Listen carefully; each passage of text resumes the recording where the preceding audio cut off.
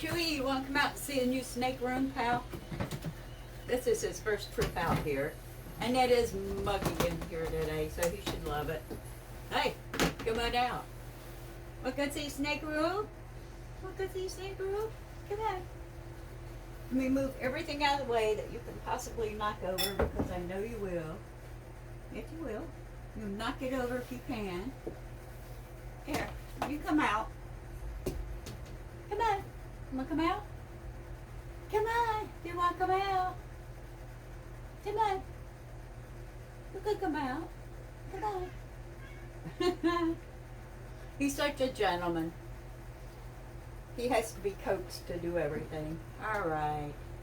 Yes, new environment. The air is different. It's really humid out here. Come on. Let's go. Come on. Oh, don't give me that. Come on. See, this is new to me. I'm backing right up into this plastic bin because I don't know where I am and I'm nervous. But you will be fine. There. Relax. Give me your butt.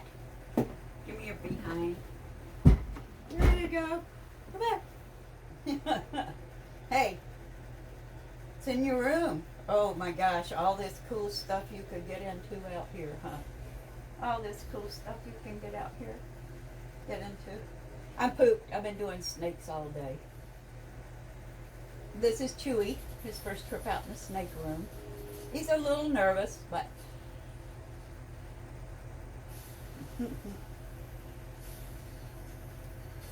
what you doing? Look what I got. I got a snake. Want to see my snake? Look at Chewy. No, you get your head stuck in there. Look at that. See snake? We got a snake in here too.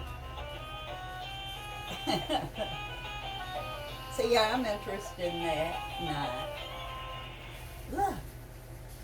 Isn't it beautiful in here? Yeah. It's a snake. So I gotta find something to get into. I certainly do. Hi, honey. I love you. You're fine. See, this is new to me. I'm a little nervous. A little bit nervous. Nothing like a singing snake in your snake room, huh? You're huffing. It's humid in here. It's gonna bother him really quick because of humidity. What? What? You're fine. You're doing fine. Sorry if I look a mess. I have been doing cages and feedings and you name it today. Oh, you found Fade and want to go see Grumpy too? He's down there. There's Grumpy. See all snakes? There's Grumpy. Uh-oh, Grumpy just found you too. Oh my, what's that? What? That's Fade. So I gotta go check everything out. Look at that. Yeah, that's Fade. You can't get in the corners. No, you can't. You can't get in the corners. No. You're a good boy. You're the best snake I ever had in my life. I don't know if the camera's even picking this up. I just set it up there and started it going, so yeah. Come here. You're so big. Look at you. I should know better and tip my head back after the ear infection I've been fighting with for the past week. I haven't been around a lot because I've been having some really bad dizzy spells, room spins from my ear infection. A couple of times it set my butt right on the floor, so I haven't been bringing the snakes out much because of my dizzy problem. So, but I'm doing a little bit better, so I figured Chewy needed to come out and visit the snake room. You want to go up there? Want to go up there? I know you're going to knock everything down because that's what you do.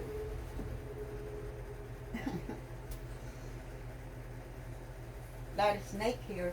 There's a lot of snake. See the sunshine? See the sunshine? Wow, that's cool, huh? Isn't that cool? Hi. Hi, Joe. No, you can't get in the corner. You can't get in the corner, dude. No, you can't. You can't get in the corner. There we go. You're alright. You're huffing already. You won't be out here for long, I can tell. You're huffing away. You're lassoing my leg. I'm not going to drop you. You know better. Get that. Mama not drop you. This is my best friend. My very best friend. I trust him above all others, human or animal. Yep. We understand each other. We always have. And he was no different than any other baby snake when he was up to like 4 months of age. He struck at everybody and bit everybody every chance he got. But he learned to trust, and that's what they have to do. They can't trust you. They're not comfortable with you. You're gonna turn my leg blue. You realize you got wrecked. Got me. Here, bud. Well, you got my leg lassoed now. Come on, I'm not gonna drop you. You know better. That semi-arboreal tail, I'm telling you, they've got as much strength in the end of that tail as they do the rest of their body. They can literally suspend their entire body from something with the end of that prehensile tail. There, that's better. You were making my leg numb a bit there. This is Chewy. I figure I'd bring him out for a little bit. Isn't he gorgeous? Isn't he gorgeous? I'm sorry I look a mess. I had a rough week with my ear infection, but I'm back on my feet again.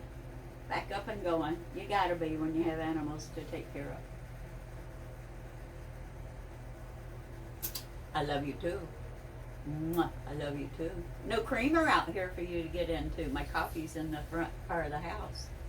What a drag, huh? What a drag. He's getting so big I can hardly even lift him up anymore. Uh-huh. But he's a big baby. Nothing to be afraid of. Nothing to fear whatsoever. He's a sweetheart. I love him with all my heart. Yep. And you know, snakes, big snakes are no different than small snakes. They work with you instead of against you if they're used to you handling them and spending time with them. Uh-oh. So I'm going to go check out the stuff on that shelf now. Just don't get my wires on my night lights on my cages. Here. All kinds of crap to get into here, huh? Lots of crap to get into. Yeah, there is. All kinds of junk to get into out here. Yeah. You have no idea how heavy this guy is. It's just amazing. It's a snake. It's a snake. It's pretty cool, huh? I'm thawing you out food. That's the only reason I brought you out to entertain you for a little while your food's thawing. I'm almost visible with him on me. Almost, huh? I love you. I love you too. You take it. That blow in your face, I'm sorry. What do you think? You'd make a nice blanket in the winter, except for you're cold-blooded. That wouldn't work very well, would it? Who loves you? Who loves you? Yeah. You're my best friend. There he is. I can't count the times I had him across me, laying on my daybed in the living room watching television, fell asleep, and he fell asleep laying on me. And we lay there for hours, sound asleep. Once in a while he'd reposition himself, but he never got down, never went anywhere, never roamed around. And I take him outdoors. We got 10 acres, and he stays right by my side or on me.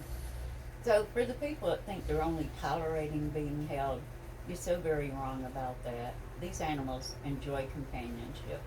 If you're close to them and they trust you, the best friend you could ever have. And in all honesty, they make fantastic pets for children too. I've got an issue with that on YouTube with them blocking comments on people's videos because there are children on them. A lot of families, snakes are a family project, and the children are very involved with taking care of them and raising them and spending time with them. And I think it's really wrong to deprive those children of sharing that experience with other children on YouTube. I'm sorry, that's my opinion. I've been on YouTube for 11 years, but That's just so wrong. I understand the safety points of why they're blocking comments, but for qualified people that are experienced and reputable, it makes no sense to block those comments on their videos because their children are spending time with their snakes. This is something other children can learn from these children. So why are you taking that away from these families and the kids? It makes no sense to me. Then again, a lot of things don't, so well, that's life, I guess. But just really, I don't understand it. Why some videos are blocked with children in the content, some channels, and others aren't. If you're going to apply rules and regulations to people, apply it to everybody, not just pick and choose certain ones, because that's not really right. And this is education. Children being involved with their families, making videos about their snakes and how they are part of raising them and taking care of them. That's educational material. It really is. It's not anything to be afraid of. It's definitely not a negative thing, but you know, it's just sad that these people can't do that and can't be interactive with the public because there are a lot of children that are getting snakes now and wanting to get them. And I really think, I'm sorry, I'll go on forever about this because it really has bothered me for a few months, but I'll shut up. But it's just not fair to the families that have taught their children to be a part of their snakes' lives and interact with them. Right, Chew? Say, yeah, that's not too cool of people. That's not cool. So I've got 8 grandchildren. They love my snakes. First thing they do when they walk in the house, Grandma, can we take a snake out? It's not, hi, Grandma. I said, can we take a snake out? I know humidity's getting to you, huh? Okay. Yeah.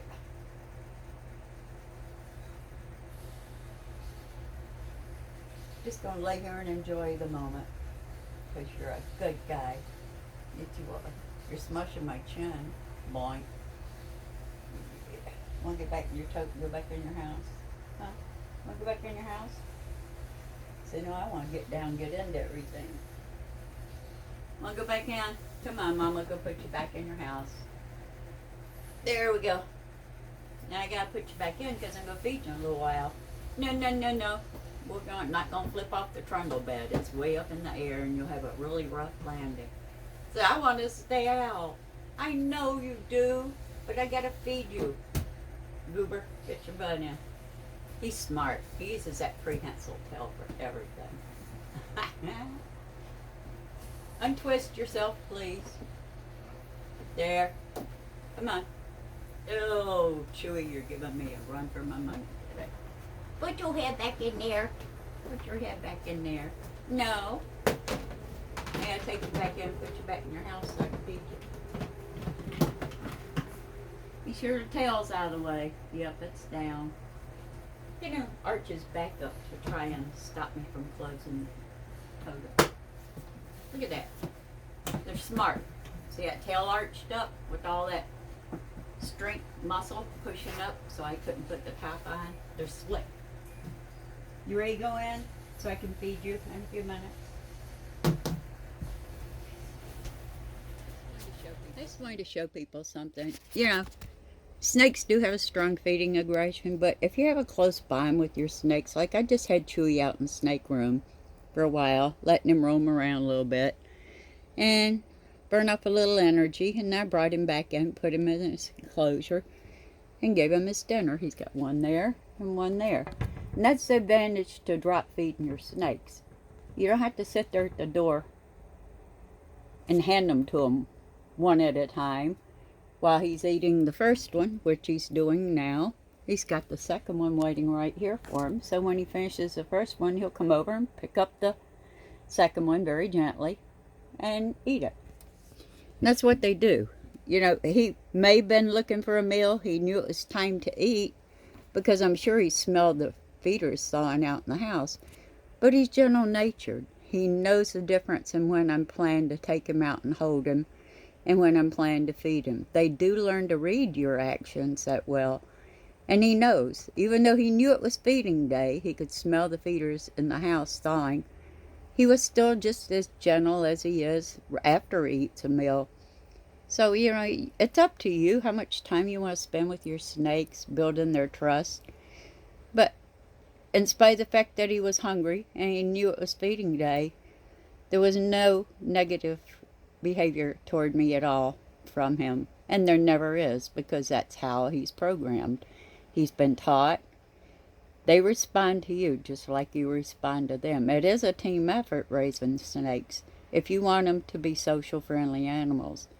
But like I said, he's eating his first one. All my snakes are drop fed except for the baby, so I keep that feeding aggression built up for them because they're young.